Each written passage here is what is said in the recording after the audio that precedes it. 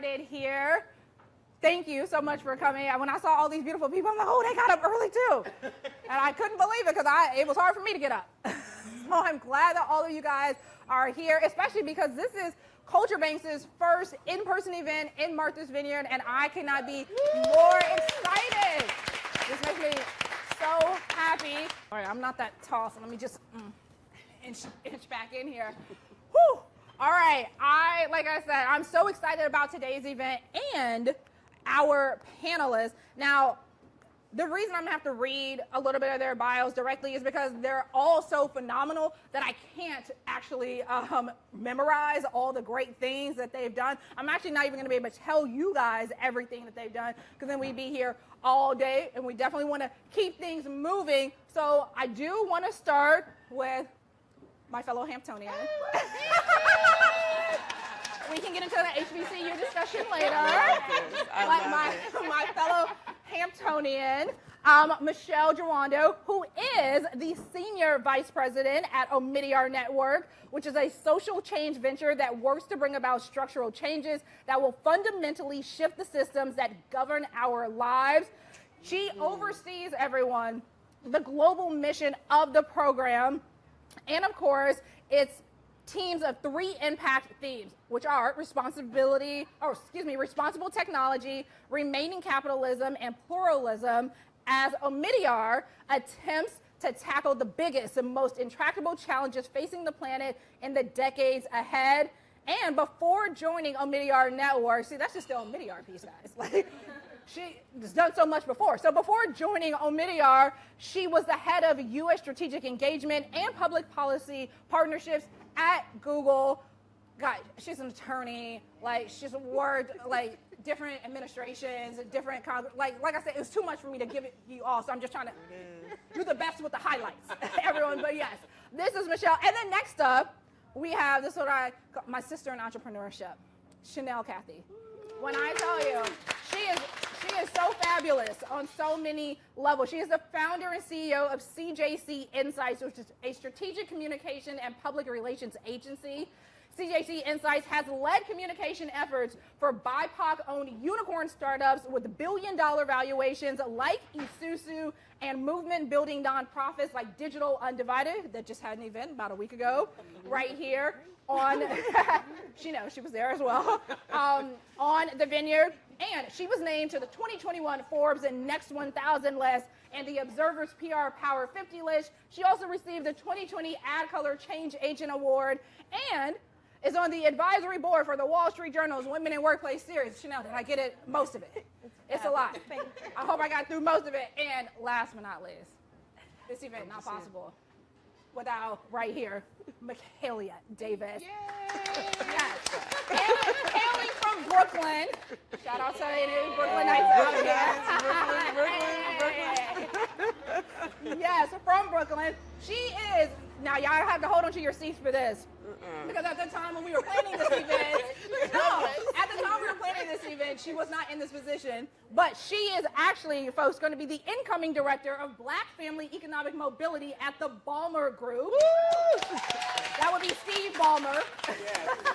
At the Ballmer Group. Yeah, those Ballmers, where she's going to define strategies that increase household income, assets, and wealth, addressing systemic barriers to labor market success, and leverage tools for civic engagement to advance Black economic mobility. Prior to that, which is how I know her, she actually served as director for the Inclusive Economies Program at the CERDA Foundation, one of our partners for this event, overseeing a national grant-making portfolio of $9 million plus of funding entrepreneurship and economic development for BIPOC communities. She was also, like I said, a partner for Culture Banks and this event. So thank you all for being here.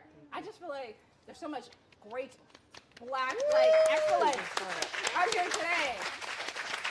And I got to do a quick plug for Culture Banks, just in case some of you don't know what we do. Micheline is like, girl, I heard this story about 10 times in Ghana a week and a half ago. But here we go again.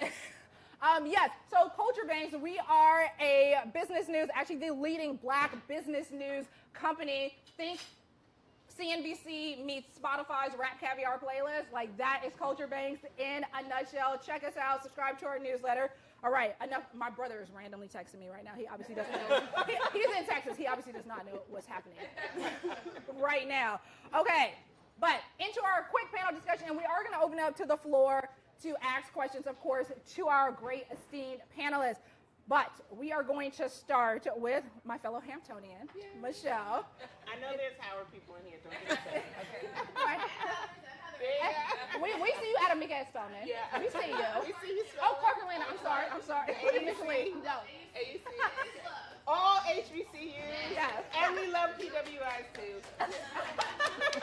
Yes, we do as well. Okay, we're going to start off with you, though, Michelle, because there are so many ways to go about funding, in my opinion, cultural currency, leveraging the excellence of Black and brown entrepreneurship, even though the majority, right, of Black founders, they have a very hard time getting to the point of being able to reach that seven-figure, that 1 million plus mark. And I know that at Omidyar, you guys are really looking at this like neoliberalism approach, right, to fixing systemic change and issues that we have.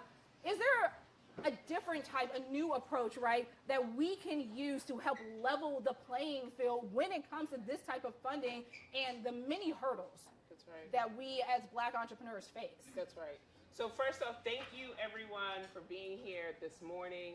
I want to give a special shout out to my husband, Will Jawando, Montgomery County Councilman, who had a series of events, but he was like, baby, we're going to get there. We're going to get there early. And so I love it. And we have 4 kids, y'all. So, you know, it's a whole situation trying to get out the house. My cousin, Stephanie, my a little sister who's bomb, Juanita, my sister Bahia, my sister Teresa. I mean, there's a lot of family in the room.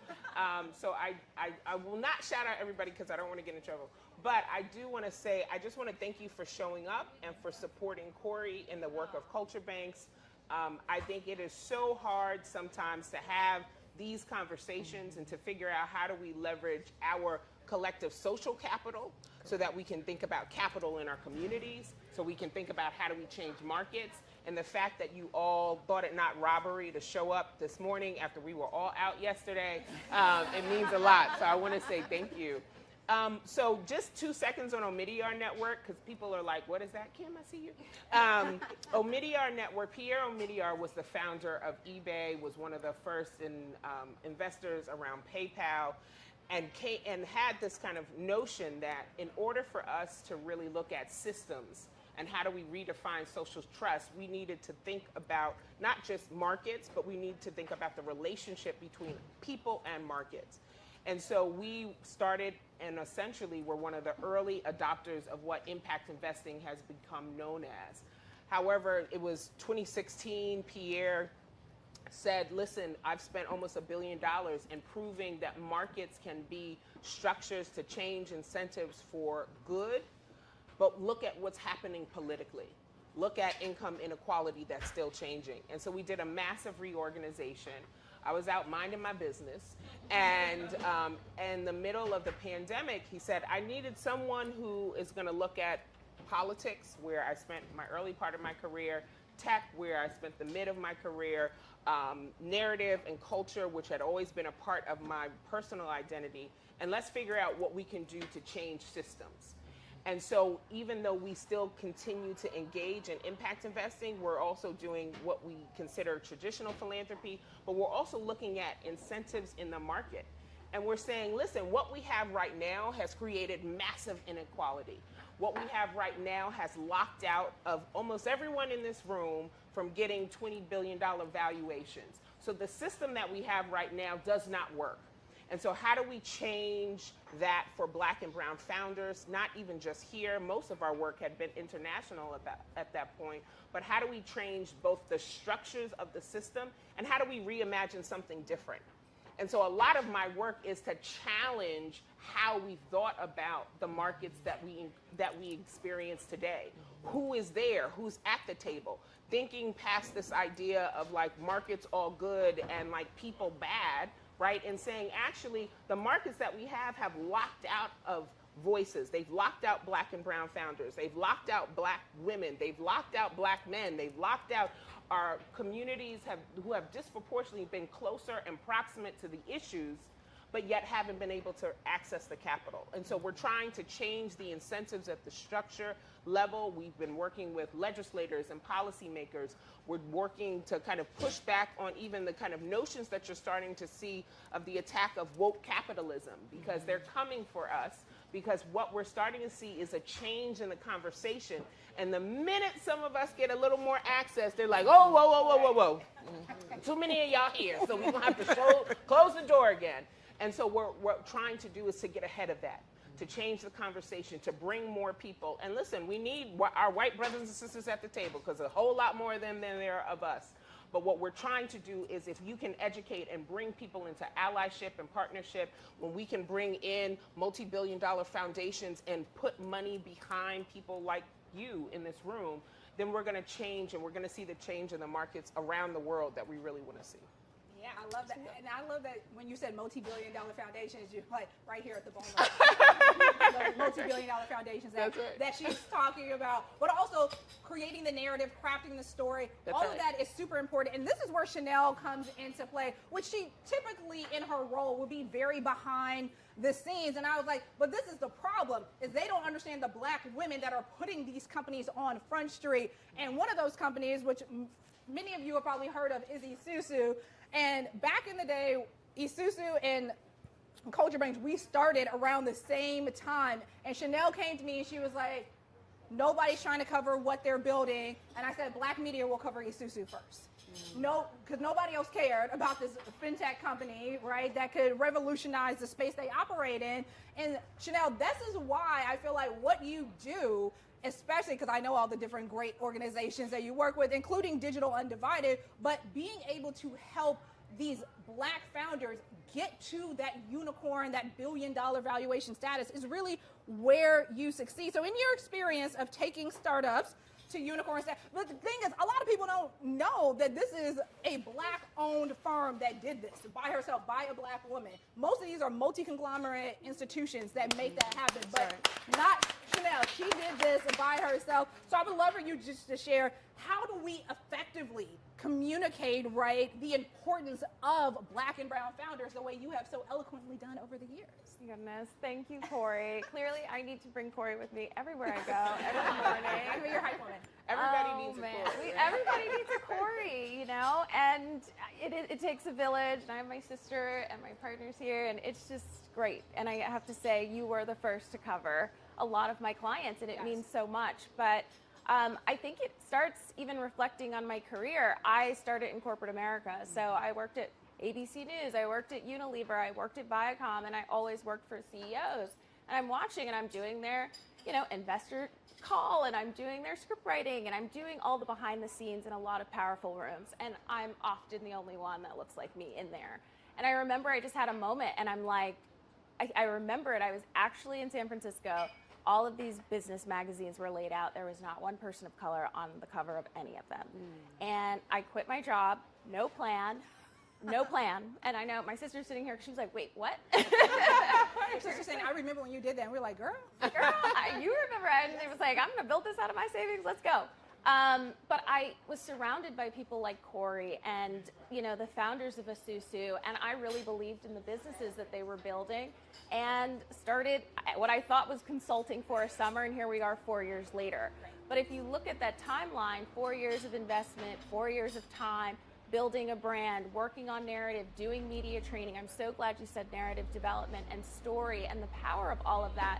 There's a lot of behind the scenes work that goes on there that I feel like a lot of founders of color, a lot of Black founders are not getting that kind of investment. And that's why we're seeing them missing from the headlines. That's really my call to action and what I want to change. It's not so much about like a vanity metric of like, we got this. We just really need to understand the power of media to drive business valuations up. It's a critical piece. If you're in Fast Company's most innovative, like Isuzu is this year, that's a major indicator, and not only to the stakeholders who are on your board, potential investors down the road, it's a major, major sign. And I feel like, I was like, wait, you want me to be on the panel or moderate? And she was like, no, I'm moderating, you're on the panel, but often we are not in this conversation, so I want to thank you for bringing me in, and this, just having the understanding that communications is so important. And as much as we can to encourage a lot of founders, and even I also work with Fairview Capital, so having like venture capital funds, having everyone understand that it's not just PR. We do a lot of strategy. I call it a lot of brain work. But for us to effectively tell our stories so that we're not just talking to ourselves, but that we're telling and sending a broader signal globally. Yeah, I know. I love that. Thank you, Chanel. And obviously, Michaelia, we got to take it to you, but I'm going to dip into your old Cerna bag just for a second. For a second. Shout out to Patrice here, also from Cerna, in the corner, because the way that you all have done your work when you were there with inclusive economies, when I think about Black women specifically, who represent 42%, everyone, of net new businesses, that's according to a recent study by American Express. When you think about the work that you've done in that inclusive economy, what does it look like to make a sustainable ecosystem? Because I feel like, to your point earlier, like, oh, a couple of them got in the room, wait a minute, back up. That's right. It's too many. But the problem is it's got to be sustained over time. It can't be 3 or 4. Yeah. No, and I just want to echo, thank you, Corey, for hosting us and bringing us together, and Crystal. I think when we think about ecosystems, it's both the structural, right? But it's also like access, right? And so I think what we're trying to do when I was at Cerna, is really think about how do you create access points along the continuum particularly for Black women entrepreneurs. So if you think about, everybody knows the statistics, around access to capital, right? The median Digital Undivided's research, right, shows that the median seed round raised by Black women is around $125,000. The national seed round across the country is $2.5 million.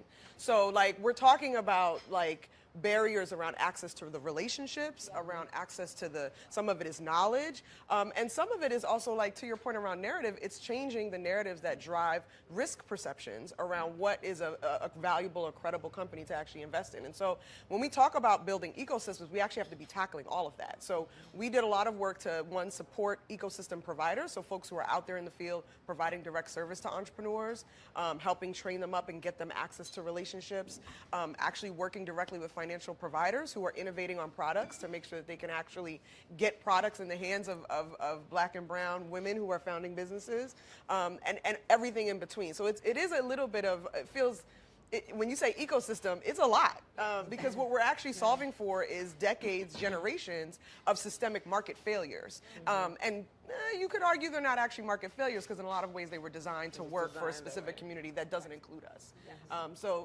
Which is unfortunate. It is, but it's the reality of what we need to do.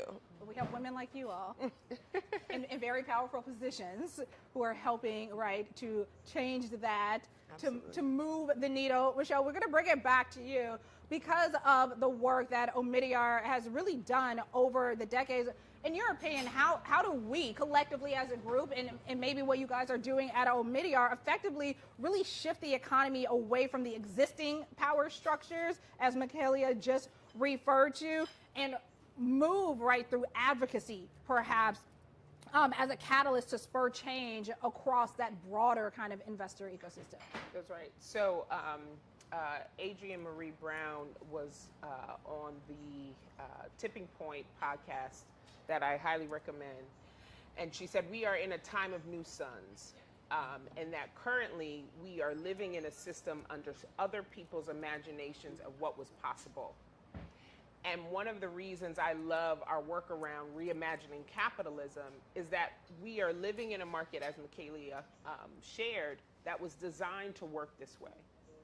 And because we're existing in that system, that is part of the reason why we don't have the success that we know our opportunity, our talent would say that we should be there, but there is a system that is currently designed to keep us out. And so as part of our reimagining capitalism, we are doing a lot of work around narrative, because what we're trying to do is almost inception into people's minds that there's a different way to do this work. We're funding and we're supporting organizations that are also working at a structural level in Congress, right? So I spent a lot of my early career on Capitol Hill, and what I recognized as over and over, financial services, I was blessed to work with Congressman Gregory Meeks, who was one of the subcommittee chairs of the Financial Services Committee. There was almost no one who would walk into our offices on a daily basis who looked like us. And so when these systems are perpetuated and when business and law is written, my girlfriend and line sister, Etta, we spent most of our careers in politics, and there were not people like us who were saying, I want to advocate to change law to make access points open. And so that's where we're trying to step in, to actually have paid lobbyists to talk to people about the different structures that are in place in Congress today so that we actually have a lobbyist working on our behalf, right? Like that's just a different kind of setup than what we've necessarily had. But that also means kind of funding the research because we have to tell a story.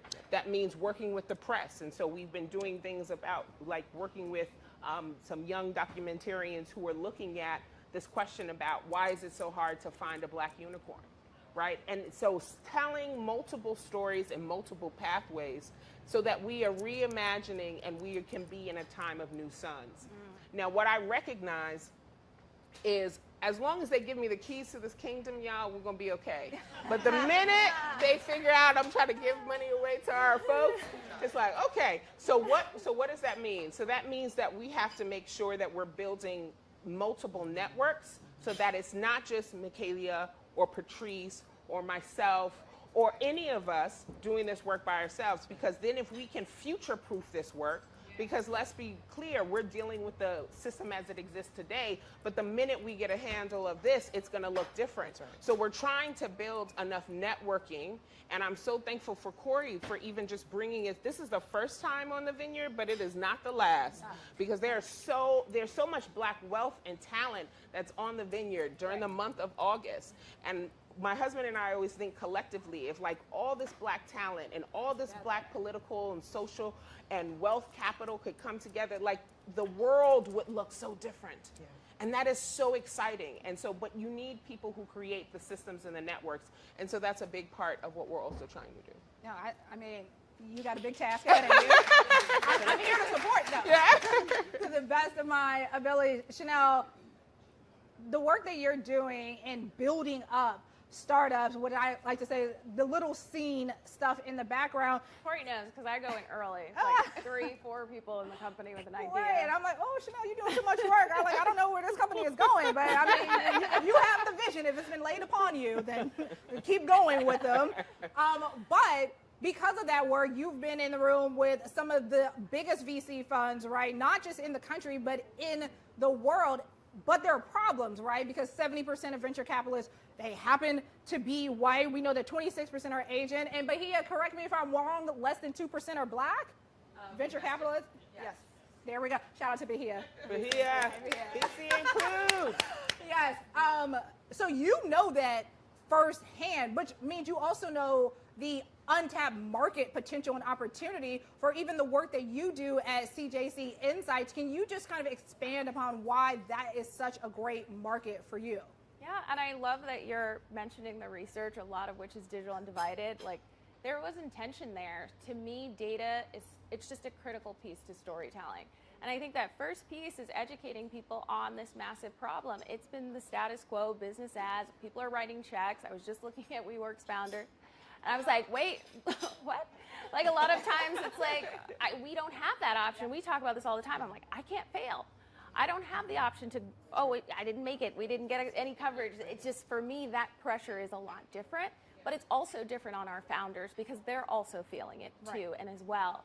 But I remember starting this, and people were like, wait, you should take out that you want to work with BIPOC founders and minority-owned founders, and you want to work with black founders. How are you going to make money? These were things that I heard.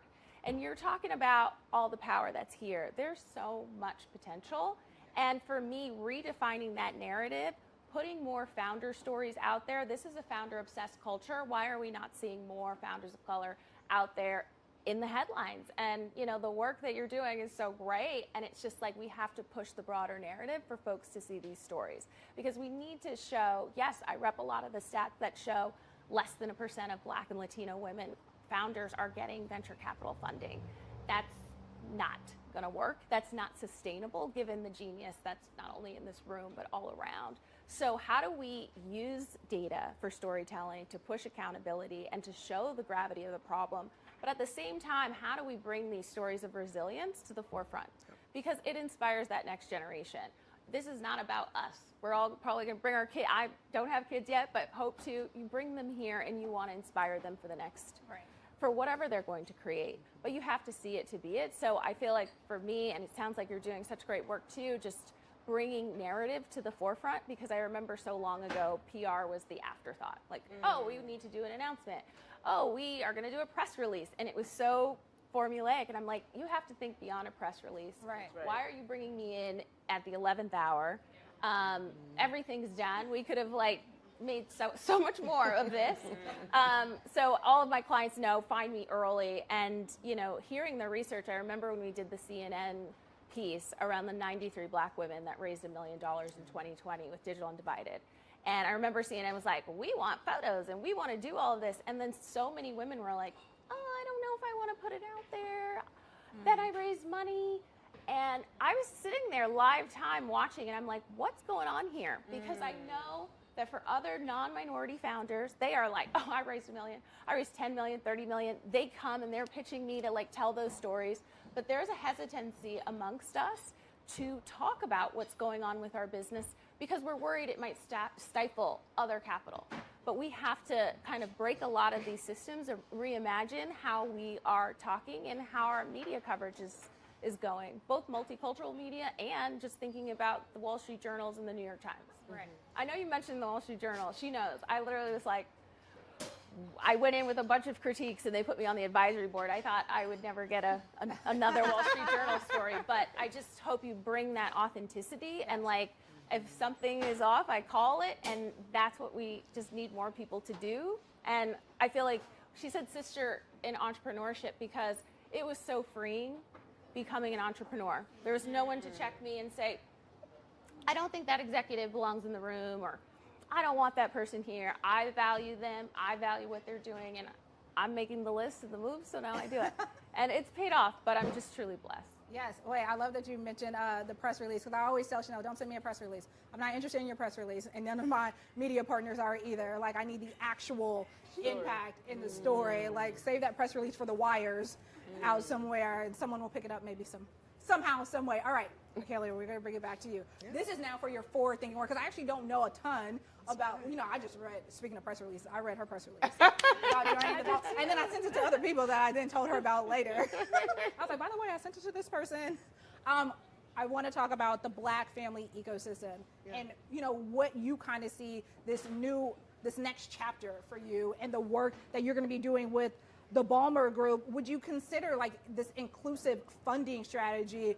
I know Michelle tapped your shoulder hey, we need billion-dollar family foundations to also be able to step up to the plate. Is that something that you would consider a major key to, your success in this next work with the Ballmer Group? Yeah, philanthropy has a huge role to play in many forms, not just in grant making. If you're at a traditional foundation or traditional foundations, the difference between the 5% and the 95%, right?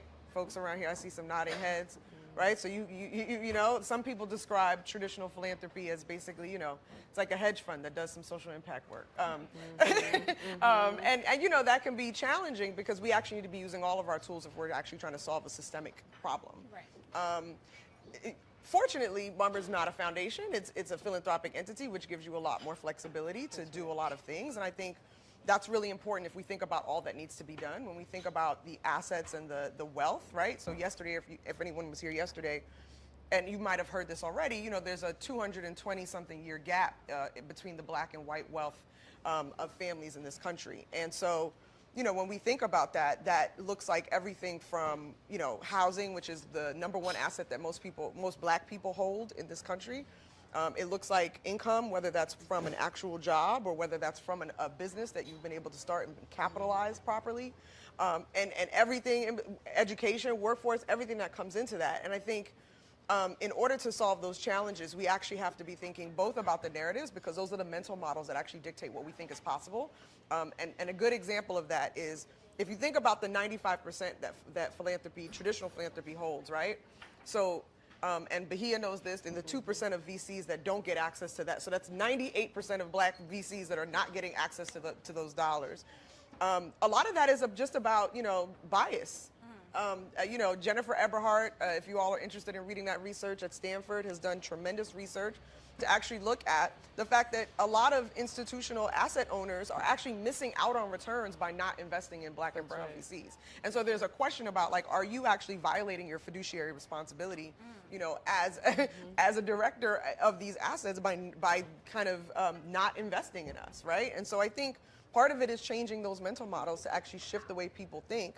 And we may actually need some, the narratives help because, over time, there's a Morgan Stanley report that showed they interviewed 21 institutional asset owners.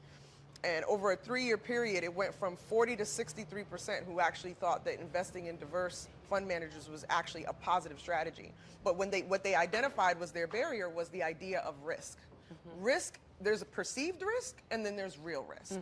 And so part of what we actually need to do is actually, when you talk about narratives and ecosystems, we actually have to tackle that conundrum because, white businesses are just as risky as Black businesses, it's kind of like when you get your car insurance, you automatically have a higher premium if you're in a Black neighborhood, not because the neighborhood is inherently Black, but if there's a proxy for race and income there. And so we're seeing the same thing when it comes to capital markets, and we actually have to start to shift that if we actually want to help Black families be successful on many levels. Great. Thank you for that. I mean, Mikhail, she's so powerful. I love her. Yes, so powerful. Okay, guys, we're going to wrap it up with this one final question. I'll throw it out to each of you. You guys can just give a quick final word, and then we'll open it up to Q&A from the floor because we are seeing, to some extent, albeit small, too small in my opinion, right, the needle really start to move when it comes to shifting the narrative around what it looks like to really use our cultural currency to fund, all of the Black entrepreneurship, the BIPOC entrepreneurship, that in the way that it's needed. Right? It's not needed in these small incremental checks, and you're not doing us a favor, right? This is not charity work for you to pay us, for what we're worth and the work that we are doing. So I'd love for you guys to maybe just, if you're feeling this way, what are you guys feeling optimistic about in this space that we're getting right going forward? Whoever wants to jump in. I think you can even look to the latest headline in Fortune and Vogue with Serena Williams. Like, that to me was a moment where I was like, wow, she's on the cover of Vogue, her daughter's there. It kind of sent a large signal around there's a change. But she also invested in a CC Series A, and I remember being like, hey, I want to do a CNBC story, and her team was on board. We all have to work together to tell these stories, and I think there's a lot of it's a hesitancy a lot because I think sometimes folks are worried about the risk, but I think to your point, all businesses have risk. That's it. My business has risk. Everybody does, but we have to really get it out there. And I think what's optimistic to me is seeing more women of color moving into the funding seat, taking an active interest in investment. So you mentioned I was out here with Digital Undivided. We did a brunch series with the NASDAQ Foundation, and it was all about how do we get more people to start thinking about board seats, to start thinking about maybe I have $10,000. Is that something that I can turn into an investment? We have to also individually change our mindset to think about how we can invest, set our kids up, Right. and also just we are a part of the change. I think so often it's easy to say, I'm waiting for the change to come. I know it didn't come, so I'm just starting to do things on my own, and I think so many of us can relate. Every job, we take it with a passion to say, how can I leave a legacy, and how can I make this world better for my kids? We are seeing the numbers. They're ticking up so slow. I think for me, the optimistic piece is just celebrating the wins every day. I think that some of the numbers can be really bleak because our other businesses are just outpacing us. If they're selling for $1 billion and we're talking about raising $1 million, that can be a really difficult, feeling when you're sitting in the seat of either being a funder or if you're sitting in the entrepreneur chair. But I think for me, the optimism is seeing these small signals, and in any way we can to highlight that work. If we see people doing amazing deals, if we see them investing in founders that we also believe in, I always say buy according to what you believe, and I think we can send small signals every day, but I also think wherever we can, even in our work, if you're if there's ways to take philanthropic dollars and channel it to give a platform or a moment to other founders who are starting, those first, I say the pre-seed, Series A and before, it's such a critical time, especially for Black women, because we're losing so much momentum in that moment. So just thinking about early stage investment and beyond. And I would also just say, like, everyone here can be an advisor. And I think that, to me, changed my mind shift. I was like, you can't maybe make my retainer rate, but if you want to give me a piece of equity and I'll serve as an advisor. And then it was like, wait, what are all these companies? And like, who's keeping track of all of this? But it's a great feeling. But I also think there are small ways that we can help, you know, startup founders really build momentum. Perfect. Mother Angela Davis said that the work of each successive generation is to add Black hope. And so I think for me, where I find hope and optimism is the fact that, like, you know, my little cousin is here. 15 years ago, there were not panels like this that existed for me to see.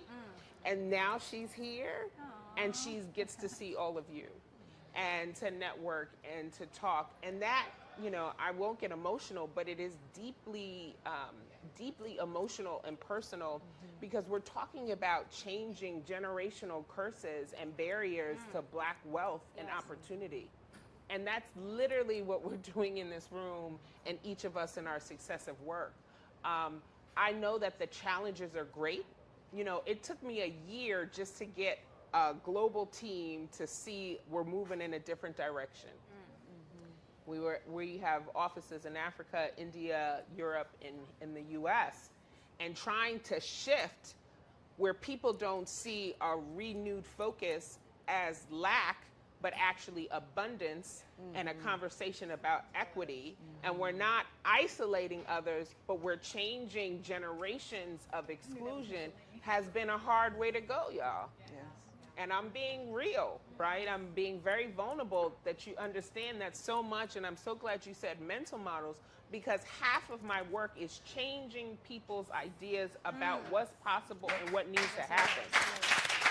And so, you know, my hope, and amen. Officially, we'll have a collection plate after this around everybody, don't worry. So, you know, my hope and my optimism lies with the Stephanies. It lies with my sisters who are in this panel. It lies with all of you. You know, I just feel if I can open up just a few more doors while I'm here, then that work will not have been in vain. And I think that's what all of us are trying to do. And I'm just so thankful for these networks and these systems that did not even exist 15 years ago. Like the power that, it's overwhelming. So I'm going to stop talking before I start crying. But I'm just so thankful, and that's what really gives me hope. I love that. I just want to say ditto almost. But I'll be quick. I'll give you some numbers, okay? So there's a great article in Yes Magazine, another one of our, because we believe in supporting the narrative, around the tipping point for change. And it talks about if you can get 25% of people who are highly connected to believe in an idea, you can actually change the way we think about an idea. And a great example of that is in COVID, we all learned about working from home and how normalized that now is, right? And so when you talk about networks and how we're all getting closer and more connected, we're getting closer to that 25%. And that gives me, that's something I'm optimistic about.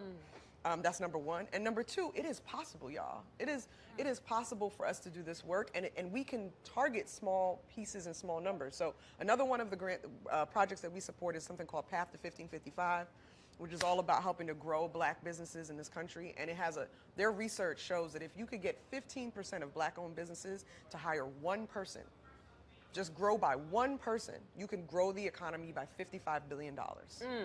Okay? And so that's an attainable goal, right? That's not out of reach. And so that gives me optimism. That gives me hope, because we have data, we have people in positions, we have networks, and we have resources coming down the pipeline, both from federal, and we have people in seats in philanthropy and other impact investing spaces to make it happen. So I am very optimistic that we can do this. I love Yes. that. You're very optimistic. Well, thank you all for joining this panel, for bringing your insights, for bringing your wisdom, and for bringing your authenticity. Because I was telling Chanel, I was talking to her a couple of days ago, and I was like, look, we're having a real conversation today. Like we're putting it out there. Like we are amongst our own, and we are gonna, lay it out there the way that it needs to be said, because that's the only way we're gonna see real progress. So thank you for being a part of this. And with that, guys, we're gonna take a couple quick questions. Micheline, I wonder. Oh, Adamika's first. My goddamn sister. Dr. Adamika. Doctor. That's right. But that's probably a good lead way to where I'm going to start. So my name is Adamika Arthur. I run a nonprofit called Health Tech for Medicaid. And we sit at the intersection where health equity and tech equity meet. So where I'm going to start is, and you did a beautiful and illustrious job about thinking about our children. Right? You have two beautiful black boys at home, eager to get back to, as they start school already. So we often think about ourselves and our generation. But I do want us to open up that aperture a little bit more. And I love how we're talking about policy and data, because I do think that they do intertwine. Yes. There's 87 million individuals on Medicaid. People are like, Medicaid, Medicare, what is that? The largest insured population in the country is Medicaid. It's really important to black people. And the reason why is because there's 37 million of us. 40% of Medicaid is black people, right? That's 53% of the births in this country, and we've talked about black birthing.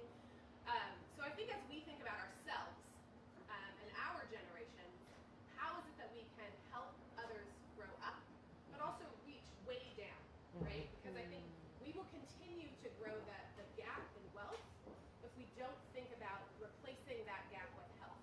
Our largest economic indicator that we have not talked about here is our health. We are not healthy.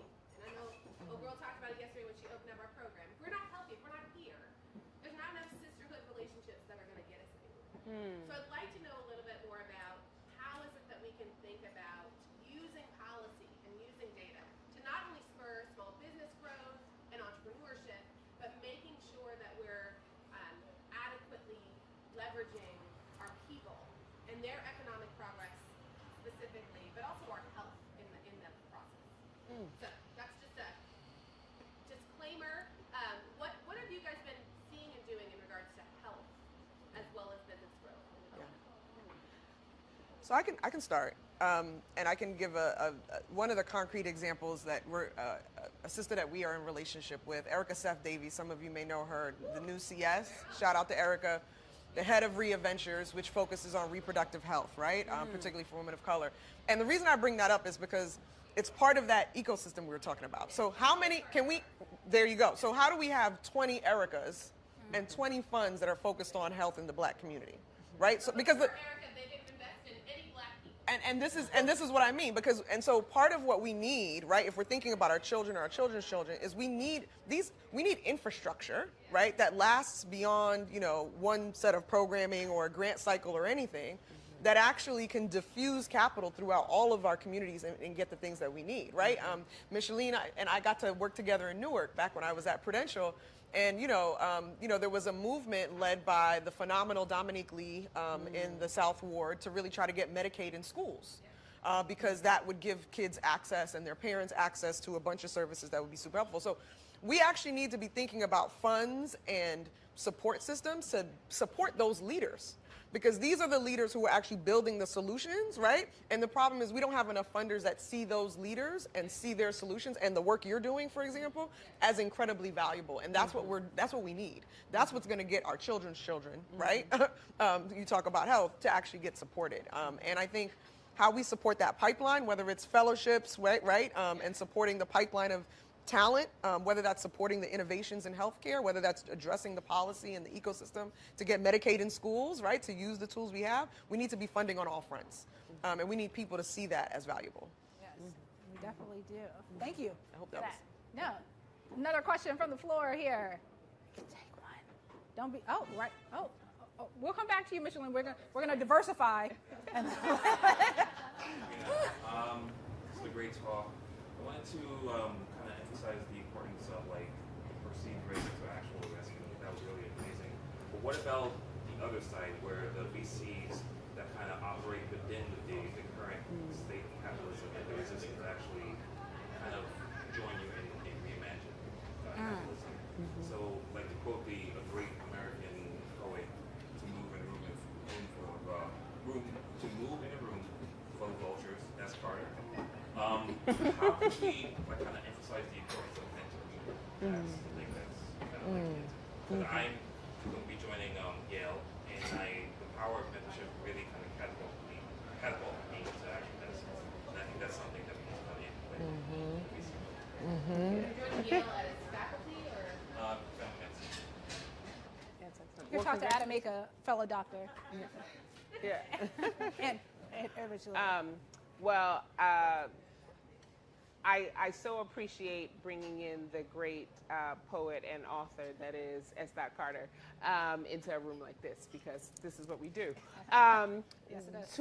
Two things that I'll say there. One, my husband just wrote a great book about mentorship, so you should check it out. There you My go. 7 Black That's Fathers plug, because I'm here, and That's right. we wrote hard Bonnie and Clyde 03. Okay. That's right. Come on, But, keep it coming, keep it coming. But I would say 2 things. We've actually been thinking about greater convenings with the VC and private equity community, because while we've had a much larger conversation about corporations writ large, we really haven't brought in private equity on any real standardization, Right. bringing them to the table level. And we feel like because we've been in a space where some of our power and philanthropy is convening, because we aren't a threatening person in the room, we're not asking for anything, but we do have the power. So I think one of the things that I would love to even follow up in this conversation is to kind of get ideas from you, because we have a series of things that we're planning in 2023 about bringing these communities who really haven't been asked to put their skin in the game in a real way. You've seen stories and clips kind of on the side, but what are we asking for these communities? And guess what? Power is very rarely given. It has to be taken.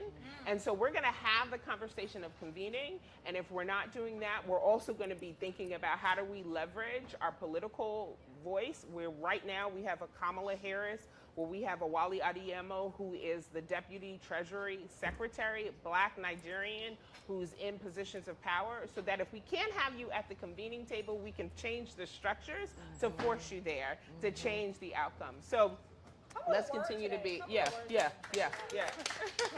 take this power one way or Right. another. I love it. And then I'll just chime in quickly. He's my love and thought partner. So we are often in these deep discussions. And I know he's like, not tonight, but he's always there. But I think we talk about this. There's never, like, if someone's like, how do we get to this person? I'm like, I'm going to email them or I'm going to call them. And that power of mentorship is really key. And I feel like just the commitment to like bringing people in, even for you, Corey, creating a room like this where we can see each other. I think that's really the step. And I think just the follow-up, like for me, all of us get busy. It's like, who are we going to invest in? Our time, in addition to how we're moving at work. We all have personal time. And I see like, who are you mentoring? And you know, I was like, I'm trying to hire Black women at my firm. Plug, hey. But I was like, where are all the Black women in PR? So I started like a BIPOC mentorship group with one of the industry associations and hired one of the women who was my mentee. And she's amazing. She's like absolutely phenomenal. She's a ColorComm fellow. And I couldn't find her if I didn't actually, like, no one's coming to me. I have to go to them. So I just think on that mentorship piece, it's so key because I wouldn't be here. There were so many people that saw me and saw my potential before I even knew it. And I think we need more of that. We need more people just pulling people up. So that's just one thing I'll add. Absolutely. Thank you, Chanel. All right, Commissioner, we're going to wrap it up with you, and then you guys can ask the panelists individual questions. We'll give it to my Ghanaian sister. Hello everyone, I'm Micheline Davis, and I am so proud of this panel. Quite frankly, what I was thinking about is where have you been all our lives? Why are you not running the country? And how quickly can we get you into politics? So clearly I have a bias, right, Michaelia? I completely adopted several years ago. She was my cousin. Michelle, you and I met this morning, and it was instantaneous love. So I'm so grateful for the discussion and really the highlight around the intersectionality between policy, system change, right, capital. It is such They're a all vibrant connected. aspect of this. I want to know, how do we continue this dialogue, right, so that we do not leave our breakfast and go off into our ways? How do we support support each one of you in order to be successful in the lanes in which you are in, right? And then how do we go outside of those lanes in order to right, pull us all together? That is all. We need to give That's Corey a show. That's right. That's a Corey question. Yeah. Look. Oh goodness, I'm trying to think. How do I answer all of that? I would, for the work that I do at Culture Banks, right, which is really trying to change the way our community interacts with market-driven business news, because they're obviously not, I mean, you guys are educated, so you probably do read the Wall Street Journal and the Financial Times, but that's not the majority of people who look like us, and those are the people I want to bring in. I feel like I'm like the Impossible Burger. We're not trying to convince more vegetarians to eat veggie burgers. Like, we're trying to convince the meat eaters, right? Like, I know that my people consume content more than any other ethnic demographic, but I want them consuming stuff that's going to better our community. Like, that's why Culture Banks exists. So we need, more partners to be supporting our work, being able to support these types of convenings. We had Michaelia back when she was at CERNA supporting us. Don't worry, I'm going to dip into that moment. As soon as you get settled over there. And we have other, just great people that are, even Crystal, who 3 years ago was my first time ever coming to the vineyard, and she said, Corey, I believe in what you're doing in Culture Banks. It was really a mess back then, like 3 years ago. We didn't have it together the way we do now. And she said, I want you to come speak at this event. And I spoke at the same event with Chris Paul, and I can't remember the Harvard professor's name right now, who has a show on PBS. I can't remember his name right now. And she was, Henry there Louis we go. Gates. Skip Yes. Gates. Spoke right after. I spoke right before him, and after Chris Paul. And I was like, how did I even get here? Like, I think that we're still trying to. At that time, we were trying to figure it out, but there were people who understood the vision that I had and said, Corey, we're going to support you. And then on the investor side, people were always saying, well, Corey, you just don't have 10 million subscribers yet. And I was like, the Wall Street Journal barely has 10 million subscribers, and they're 100 years old, so you can miss me with that whole conversation. But in general, I really just feel like I want to make sure that I am still being able to be connected to the people who understand the importance of systemic change. And what I say at Culture Banks, what we're primarily doing is shifting mindsets around what it looks like to engage in what we consider culturally dope and relevant business news that really is authentic and meets our community where it's at. So it's kind of my take. Does anyone? I'm just going to add, since Micheline, you asked what would help us be, I just would love, and I do my best to try to connect with folks as much as possible, because one of the biggest challenges that I feel like we have, this is my personal take, is both information asymmetry and social capital asymmetry. So there is a deep imbalance between what access to information we have and what access to networks. And I think the more we can shrink that down, which is why I think Culture Banks work is so important, because they're shrinking down the information asymmetry gap, right? So they're making sure people in our community understand capital markets, which is something that we never learn, okay? Unless somebody literally goes out their way to teach you. That's right. Right. That's right. And so between that and then trying to continue to build networks, those two things, I think, are some of the most important drivers. Yeah, does anybody else want to jump in on I that? also just think kind of reimagining how we're thinking about capital investment, and Corey understands how I feel about this. As a service-based industry, it is really hard to scale. It's also, we're not going to go and raise VC as a CJC Insights. So how do we look at the key partners we need to build this story, and look at our infrastructure and resource and say, how do we help them? It's not but welcome, but how do you help Chanel hire more team to tell greater stories?